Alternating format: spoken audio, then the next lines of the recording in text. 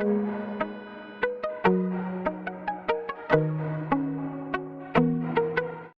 Hello scholars, हम ICSE board class 9 maths chapter 28 कर रहे थे।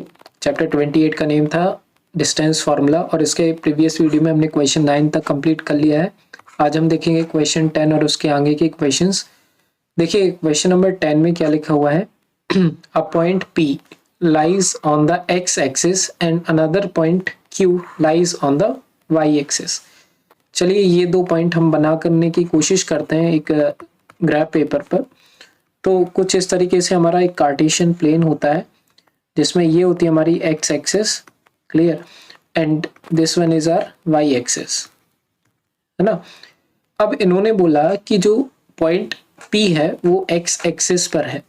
अगर पॉइंट मैं यहाँ कंसीडर करता हूँ जो कि एक्स एक्सिस पर है, तो इसका जो पॉइंट होगा वो हो जाएगा हमारा x एंड 0, क्योंकि हम जानते हैं एक्स एक्सिस पर जो भी पॉइंट होता है उस पर y के कोऑर्डिनेट 0 हो जाते हैं। इन द सेम मैनर अगर मैं y एक्सिस पर कोई पॉइंट कंसीडर करता हूँ तो y एक्सिस पे जो भी पॉइंट होता है उसके कोऑर्डिनेट जो रहते हैं वो 0 और y हो जाते हैं, क्योंकि y एक्सिस पर जो भी पॉइंट होगा उस पर x कोऑर्डिनेट 0 हो जाएगा। अब हम करते हैं फर्स्ट वाला पार्ट इसका। इस जो भी हमने कंसेप्ट पढ़ा है उसको ध्यान में रखते हुए, तो फर्स्ट वाले में लिखा हुआ है कि देखिए ध्यान से, right the ordinate of point P। Ordinate मतलब क्या होता है, किसी भी कोऑर्डिनेट का y जो पॉइंट होता है वो उसका ऑर्डिनेट होता है। लाइक अगर मैं इधर साइड में लिख के बताता हूँ, कोई भी कोऑर्डिनेट को हम इस तरीके से लिखते हैं तो एक्स एक्सिस वाला जो भी होता है वो होता है एब्सिसा, और वाई एक्सिस वाला जो भी नंबर रहता है वो होता है हमारा ऑर्डिनेट, और इन दोनों को मिला करके जो बनता है वो हमारा होता है कोऑर्डिनेट। क्लियर, तो ये आपको याद रखना है। तो इन्होंने बोला कि हमें बताओ फर्स्ट वाले पॉइंट में पी पॉइंट के ऑर्डिनेट। तो पी पॉइंट हमारे कौन से थे, देखिए एक्स एक्सिस पर हमारा पी पॉइंट जो था वो एक्स एक्सिस वाला था, तो पी पॉइंट हमारा ये है और क्यू पॉइंट हमारा ये है। पी पॉइंट वाला हमें बताना है ऑर्डिनेट, तो ऑर्डिनेट क्या हो जाएगा, जो हमारा वाई एक्सिस वाला है, तो ordinate of P point is 0, तो आंसर क्या आ जाएगा इसका 0। सेकंड पॉइंट पे आ जाते हैं इस क्वेश्चन के, abscissa of point Q. Q का एब्सिसा, अगर क्यू का एब्सिसा देखें तो क्यू पॉइंट तो हमारा ये है और इसका एब्सिसा एक्स एक्सिस वाला होगा जो कि 0 है, तो सेकंड वाले जो पार्ट है उसका भी जो आंसर हो जाएगा that will also be a 0। Clear, अब हम आ जाते हैं थर्ड वाले पार्ट पर। थर्ड वाले पार्ट में बोल रहे हैं if the abscissa of point P is -12।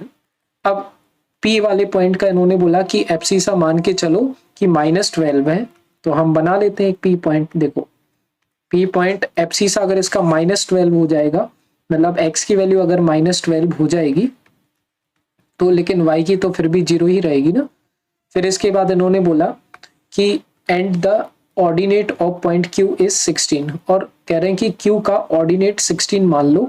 इसका मतलब ये जो Q पॉइंट है इसका ऑर्डिनेट 16, मतलब y की जगह क्या लिख देंगे हम 16, तो Q पॉइंट हमारा क्या हो जाएगा इस हिसाब से Q पॉइंट हो जाएगा हमारा 0 एंड 16, क्योंकि y की जगह इन्होंने बोला है कि 16 लिख दो, सॉरी -16 लिख दो, तो हमने लिख दिया।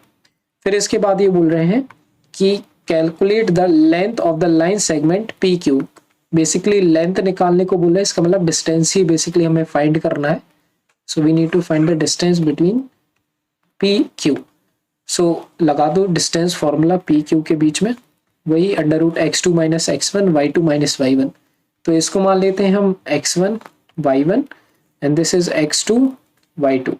क्लियर, तो x2 - x1 का होल स्क्वायर, x2 है हमारा 0, x1 है हमारा -12, तो दो माइनस क्यों आए, एक है फॉर्मूले वाला माइनस, एक है नंबर वाला माइनस। क्लियर, तो x2 - x1 whole square plus y2 - y1 whole square, y2 है हमारा -16 माइनस y1 है हमारा 0।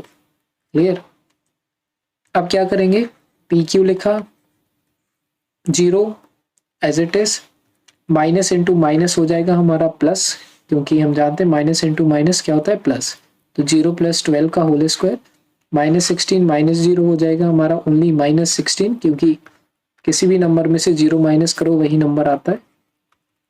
इसके बाद क्या करेंगे, 12 का स्क्वायर करेंगे 144 हो जाएगा, क्योंकि 0 + 12 12 भी होता है।